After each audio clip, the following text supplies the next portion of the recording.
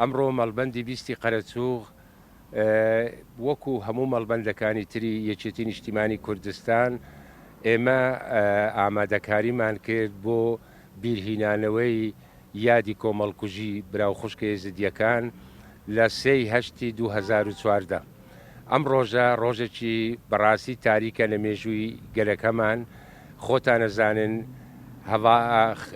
ئێزیدیەکان کە بەشێکی دانەبراون لە میلەتەکەمان و دەتوانم بڵێم لە میلەتەکەشمان ئەسڵترن، ڕەسەنترن بەو شێوەیەی کە ئێمە دینداری خۆمان دەکەین بە زمانی عەرەبی، بەڵام ئەوان دینداریەکەشیان بە زمانی کوردیە. 6 ساڵ لەمەوبەر دڕنتەترین گروپی تیرۆریستی داعش بە شێوەیەکی زۆر دڵدانە هێرشیان کردە سەر شنگال و دەوروبەری کە لە ماوەیەکی کەمدا بە هەزاران خوشک و برانی ئێزیدیان ئەنفال کرد، زیندە بەچاڵ کرد.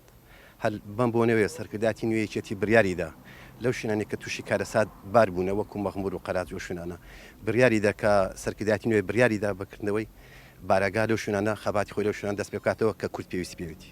هیوادارم ئەوانەی کەوا بوونە سەبەبی جینۆسایدکردنی یەزیدیەکان دادگایی بکرێن و بخرێنە دادگا و هەروەها لێژەشی لۆ دروستبوو بەداخەوە کەوا لێژنەکە هیچ کاریگەر نەبوو، هیچ ئیشی نەکرد لەسەر ئەو ئیشا و برای یەزیدەکان زۆر بە مەغدوری و زۆری بە ئەوەی تێپەڕی و ژن و منداریان هەموو جینۆساید کراوە، هەمووی کردن و فرۆشتیان پێدەکراتن و بەڕاستی زۆر دڵگرانی. 3 پڵەیەکی ڕەش بوو کە تیرۆریستان هێرشیان کردە سەر ناوچەی شنگال و شاری مووسڵ.